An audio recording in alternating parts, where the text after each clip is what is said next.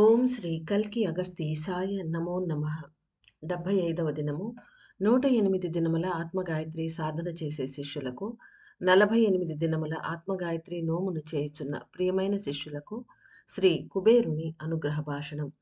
ఓం శ్రీ కుబేరాయ నమో నమః. ఈశ్వరుని పలు రూపాలు ఈ విశ్వ కదలికలను చేపట్టి ఉన్నవి. మేము యక్షకులము వారము కూడా ఈశ్వరుని సేవ చేస్తూ ఉన్నాము. యుగ మార్పు సంఘటనలకు, భూమిపై జీవించే మానవ ఆత్మలకు మా శక్తులను పంచుట ఒకటే ఈ సమయంలో మేము స్వీకరించి ఉన్న ఉన్నతమైన పని అయి ఉన్నది. శ్రీ కుబేరుడైన నేను యక్షకుల అధిపతిని. మొదట నా తత్వము మరియు నా పనులను గురించి తెలుసుకోవాలి.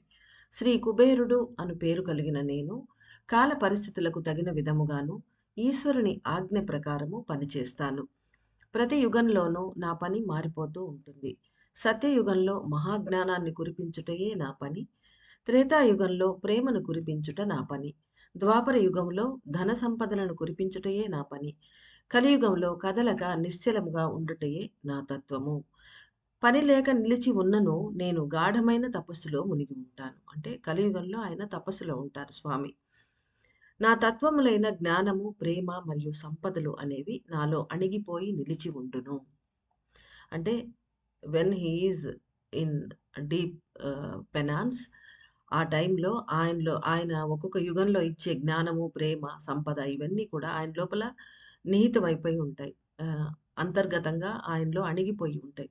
సంక్షేపణ అయిపోయి లోపల ఉంటాయి. మళ్ళీ సత్యయుగం వచ్చాక ఒకటొకటిగా ఇవ్వడం మొదలు పెడతారు ఆయన.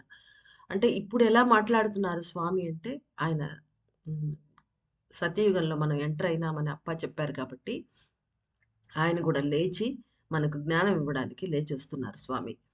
అది ఈ సమయంలో శ్రీ బ్రహ్మదేవునిచే సత్యయుగం సృష్టించబడి ఉన్నది.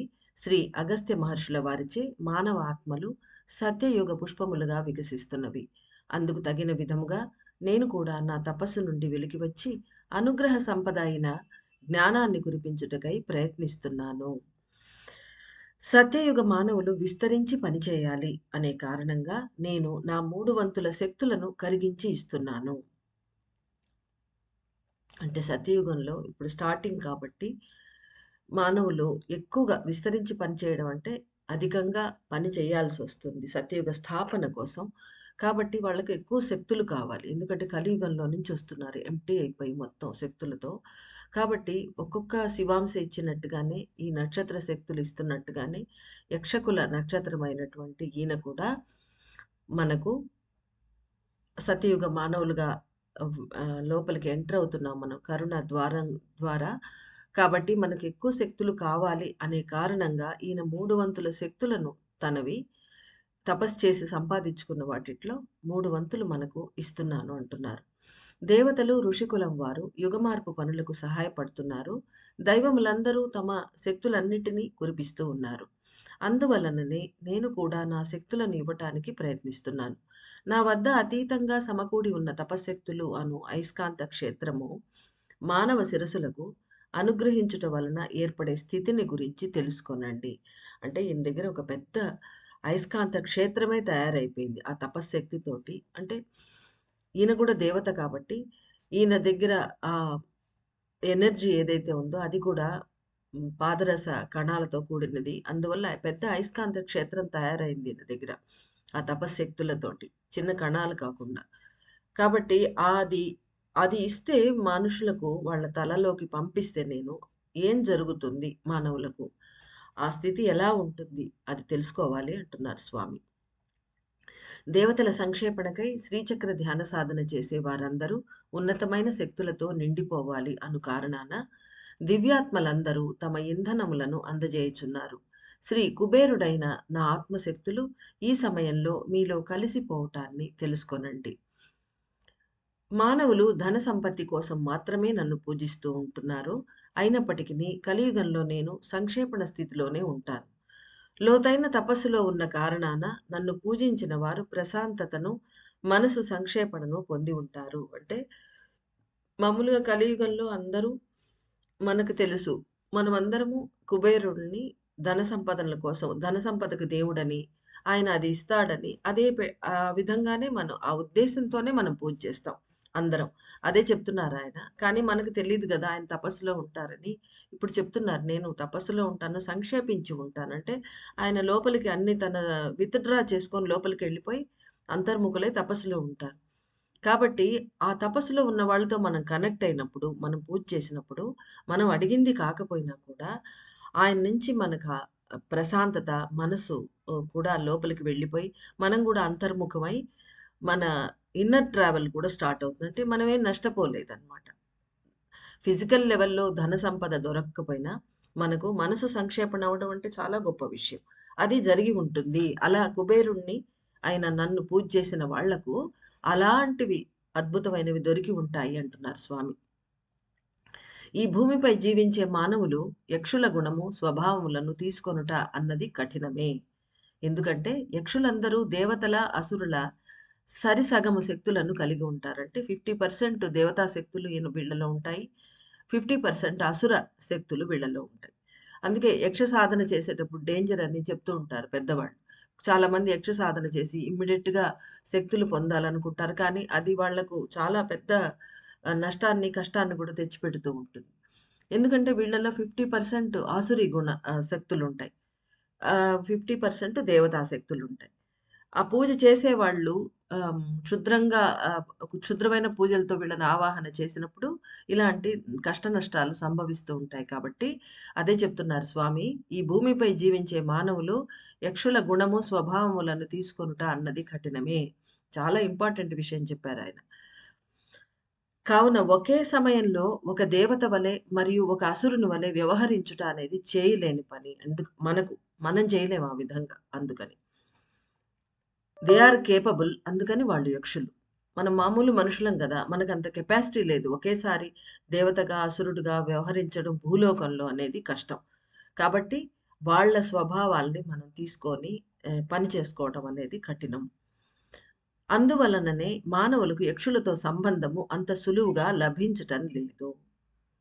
అగస్త్య మహర్షుల వారి ప్రయత్నం వలన ఈ సమయంలో శ్రీచక్ర ధ్యాన సాధన చేస్తూ సత్యయుగ పుష్పముల వలె వికసిస్తూ ఉన్న అన్ని ఆత్మలకు నేను నా అతీతమైన ఇంధనములను అందించి ఉన్నాను. మీరందరూ నా ఇంధనములు మీలో కలియుటను తెలుసుకొనండి. తపస్థితి నుండి వెలికి వచ్చినందున నేను గౌరవంగా వ్యక్తిత్వంతో వ్యవహరిస్తాను. అంటే ఒక పర్టిక్యులర్ ఆహ్, వ్యక్తిత్వం అంటే మంచి వ్యక్తిత్వం. వ్యక్తిత్వం అనంగానే మంచి క్యారెక్టర్ తోటి గౌరవంగా అంటే గంభీరంగా, గౌరవంగా, ఉన్నతమైన వ్యక్తిత్వంతో ఆయన ఉంటారు. అంటే ఆ శక్తులు మనకిస్తారు అని అర్థం. నా ఆత్మ యొక్క అయస్కాంత శక్తులు మీ శిరస్సులో కలుస్తున్నందున అసుర గుణములను స్వీకరించి ఉన్న మీ శిరస్సు యొక్క అమరిక దేవగుణమునకు మార్పు చెందును. ఇప్పుడు మనం ఆసురి శక్తులు నిండిపోయున్నాయి కలియుగంలో కదా! కాబట్టి అలాంటి మన మైండ్ సెట్ అనేది శిరస్సు అమరిక అంటే మైండ్ సెట్. అది పూర్తిగా మారిపోయి దేవగుణానికి మార్పు చెందుతుంది అంటున్నారు స్వామి. ప్రియమైన మానవులారా! ఇప్పుడు కలియుగ ఎల్లకాలం అయినందున మీలో అసుర గుణమే అధికంగా నెలకొని ఉన్నది. ప్రేమ, వ్యక్తిత్వము, వినయము, భక్తి మరియు శరణాగతి వంటి సానుకూలమైన భావనలు తగ్గిపోయి ఉన్నవి. నేను అనే అహంకార స్వభావము, దోషాలు, లోపాలు ఎంచే గుణము, నేను చాలా మంచి వ్యక్తిని అనే భ్రాంతి మొదలైన గుణములు అధికంగా ఉన్నవి. ఈశ్వరుడు అగస్త్యుల వారు నాకు అప్పగించిన పని అనేది మీ శిరస్సులో ఉండే అసుర గుణ లక్షణములను తీసివేసి దేవగుణ లక్షణములను పెంచుటయే అయి ఉన్నది. అంటే ఈయనకి తపస్సు చాలించి బయటకు వచ్చారు స్వామి కుబేరుడు. కాబట్టి ఈయన ఇప్పుడు ఏమిస్తాడు మనకు తన శక్తులు తపశ్శక్తులను మనకు ధారపోసినప్పుడు 3 వంతులు ఈయనకి ఈశ్వరుడు అగస్త్యుల వారు ఈయనకేమడిగారంటే వీళ్ళు గా శ్రీచక్ర ధ్యాన సాధన చేస్తూ ఉన్నారు. వీళ్ళు ఆహ్, సత్యయుగం వైపు అడుగులు వేస్తూ ఉన్నారు కాబట్టి వీళ్ళలో ఉండే ఆసురి లక్షణాలు ఎందుకంటే మనం వోంట్ బి ఫిట్ ఇన్ సత్యయుగ. కాబట్టి అవన్నీ తీసేసి దేవగుణ లక్షణాలని వాళ్ళలో పెంచమని, నాటమని చెప్తున్నారు నాకు. అందువలన నేను అలా చేస్తాను. మీ మైండ్ సెట్‌నే మార్చేస్తాను అంటున్నారు స్వామి. ఇంద్రదేవుడు మీకు దేవగుణములనే బోధించగలరు. అంటే నిన్నటి నుంచి ఇంద్రులు వారు వచ్చున్నారు. ఆయన ఇంకా ఆఖరి వరకు మనతోటి ఉంటారు కాబట్టి ఈ పూజ అంతవరకు ఆయన దేవగుణాల్ని ఆయన బోధిస్తూ ఉంటారు. ఇప్పుడు నేను గూడా ఇస్తాను ఆ శక్తుల్ని అంటున్నారాయన. ఒక వ్యక్తి ధ్యానము మరియు తపస్సులను చేస్తూ ఉండే స్థితిలో దైవీక లక్షణములు ఎక్కువగా ఉండుట అనేది గమనించవచ్చును. అదే విధంగా ఈ సమయంలో నా శక్తులు కూడా దైవీక తత్వాన్ని పెంచుటకే సహాయపడగలవు. అంటే ఎందుకు చెప్తున్నారు ఆ మాట ఆయన? మొదట్లో ఏమన్నారు? యక్షకులం వాళ్లకు 50% దైవ గుణాలు, 50% ఆసురి లక్షణాలు ఉంటాయన్నారు. కాబట్టి ఈయన ఇచ్చినప్పుడు 3 వంతులు మనకి రాక్షస శక్తులు, అసుర శక్తులు రావా అనే డౌట్ వస్తుంది గదా మనకు. అందుకని ఆ డౌట్ క్లియర్ చేస్తున్నారు స్వామి. ఒక వ్యక్తి తపస్సు చేస్తూ ఉన్నప్పుడు ఆయనలో ఓన్లీ రాక్షసులు తపస్సు చేసినా కూడా వాళ్ళు దేవుడు ప్రత్యక్షం అయ్యే వరకు వాళ్ళు ఆ దైవ తత్వంలో లీనమై ఉంటారు. వాళ్ళు దేనికి మొదలుపెట్టారు మర్చిపోతారు. వన్స్ వాళ్ళు బయటకొచ్చాక, దైవం కనపడ్డాక వాళ్ళ కోరికలు అవన్నీ బయటపడ్డప్పుడు ఆ రాక్షస గుణం అనేది, అసుర గుణం అనేది బయటకొస్తుంది. కానీ అంతవరకు వాళ్ళల్లో ఉండదు. కాబట్టి రాక్షసులకే లేనప్పుడు ఈయన దేవత. కాబట్టి ఈయన అదే చెప్తున్నారు. తపస్సు చేస్తూ ఉండే స్థితిలో దైవీక లక్షణములే ఎక్కువగా ఉండటం అనేది గమనించవచ్చు. అదేవిధంగా ఈ సమయంలో నా శక్తులు అంటే ఈయన ఇప్పుడే తపస్సు చాలించి బయటకొచ్చారు కాబట్టి దైవీక తత్వాన్ని పెంచేదానికే సహాయపడగలవు. వాళ్ళు ఎంత మాట్లాడేటప్పుడు ఎంత జాగ్రత్త పడుతున్నారో చూడండి దేవతలు. మనమే అహంకారంతో మా ఏమైనా మాట్లాడేయగలం. హామీ ఇచ్చేయగలం మనం.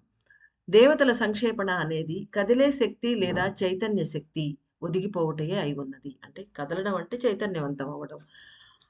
అమ్మవార్లు ఇప్పుడు సంక్షేపణ చెందుతూ ఉన్నారు కాబట్టి వాళ్ళలో చైతన్య శక్తి లేదా ఆ కదిలే ఆ గతి అనేది అది ఒదిగిపోతూ ఉన్నది. అంటే సంక్షేపణ అంటే మీనింగ్ చెప్తున్నారాయన. వాళ్ళలో ఉండే చైతన్య శక్తి విత్‌డ్రా అయిపోతుంది. లోపలికి వెళ్ళిపోతుంది. ఒదిగిపోతుంది. దాన్నే సంక్షేపణ అంటారు. ప్రతి మనిషి లోపల ప్రాణశక్తి అయిన కదిలే శక్తి సంక్షేపించుటకు మొదలుపెట్టి ఉన్నది. కావున సహజముగానే ఆసురీ గుణము తగ్గిపోవును. అంటే మనుషులు ఇకపై మనకు మన ప్రాణశక్తి లోపలికి వెళ్ళిపోతోంది. ఈ జపతపాదులు చెయ్యని వాళ్ళు, ధ్యాన సాధనలు చెయ్యని వాళ్ళకైనా కూడా ఆదిశక్తే సంక్షేపణ స్టార్ట్ చేస్తున్నదంటే వాళ్ళల్లో కూడా గ్రాడ్యుయల్‌గా మార్పులు వచ్చి తీరాలి. ఎందుకంటే వేరే మార్గం లేదు. ఈ అమ్మవారే లోపలికి వెళ్ళిపోయే సమయం దగ్గరకొచ్చేసింది. గ్రాడ్యుయల్‌గా వాళ్ళలో కూడా ఆ ఆసురి గుణాలు తగ్గిపోతాయి. ఇక మన సంగతికొస్తే ఆహ్, మనం మనకు ప్రాణం లోపలికి వెళ్ళిపోతోంది కాబట్టి మనలోనే డైరెక్ట్‌గా కాబట్టి ఆసురి గుణాలు తగ్గిపోతాయి అంటున్నారు స్వామి. కావున దైవ లక్షణము పెరుగుట మొదలగును అని తెలుసుకొనండి.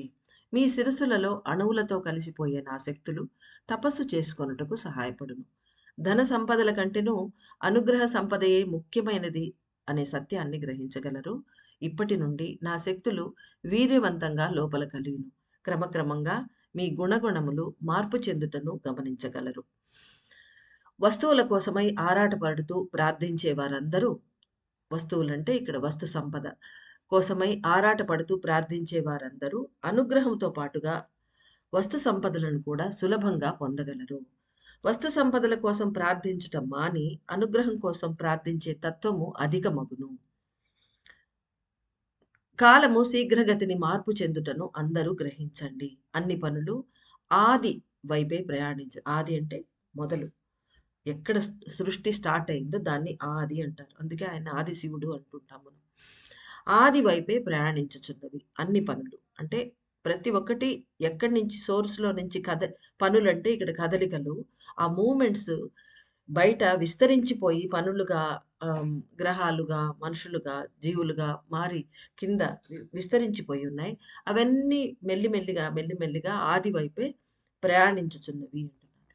ఆరంభం ఏ మూలంలో మొదలైనదో ఆ మూలము వైపుకే అన్ని కదలికలు ప్రయాణం మొదలుపెట్టినవి. ఆరంభం ఆరంభం ఏ మూలము అంటే సోర్స్. ఆరంభం అనేది ఒక సోర్స్‌లోంచి మొదలవుతుంది కదా! ఏ మహాశూన్యం అక్కడ ఆరంభమవుతుంది. ఆ ఆరంభం ఏ మూలంలో మొదలైనదో ఆ మూలం వైపుకే అన్ని కదలికలు ప్రయాణం మొదలుపెట్టినవి. సత్యాన్ని గ్రహించి వ్యవహరించాలి. చాలా ఇంటెన్స్ మెసేజ్ ఇస్తున్నారు స్వామి. The reverse process has been executed by the universe. So, the traveling path of each human soul certainly rerouted and established in a different manner. Slowly, people understand the origin of execution. Monitor your concept, segment, and orient description at this moment. Elaboration of environment does not occur due to shrinking energy field. The cosmic energy changes due to the different friction of molecules. The formulas for the friction of atoms are also completely reimbursed by the nature. The supreme energy has been expanded, so the universal laws are also changing. The work commitment of higher beings is valued and promotions are declared. This moment is very precious for the whole universe and for all the higher souls. Realize and utilize the magnanimous moment and elevate your conscious level. అంటే చాలా అద్భుతమైన ఒక అరుదైన అవకాశం, సమయం ఇది. దీన్ని utilise చేసుకోమని చెప్తున్నారు. భగవంతుని కదలిక తెలుసుకొనుట కఠినమే అయినను వినయంతో స్వీకరించి ముందుకు వెళ్ళండి. పైన చెప్పినవన్నీ మనం తెలుగులో చేసుకున్న వాటికి సంబంధించినవే దీంట్లో గూడా ఉన్నాయి. నిదానంగా వింటే అర్థమవుతుంది. భగవంతుని కదలిక తెలుసుకొనుట కఠినమే అయినను వినయంతో స్వీకరించి ముందుకు వెళ్ళండి. అంటే ఇవన్నీ ఈ మెసేజ్‌లో సూక్ష్మంగా ఉన్న విషయాలను అర్థం చేసుకోవడం మనకు కష్టమే. అయితే మనం హంబుల్ అయిపోయి దాన్ని యాక్సెప్ట్ చేసుకొని, ఇలా చెప్తున్నారు కదా! ఓకే అనుకుంటే దానంతట అదే తర్వాత అర్థం కావటం మనకు మొదలుపెడుతుంది. అందుకని మీ ప్రయాణం మీ పాటికి మీరు సాగించండి అంటున్నారు. శ్రీ కుబేరుని పరిపూర్ణమైన ఆశీస్సులు.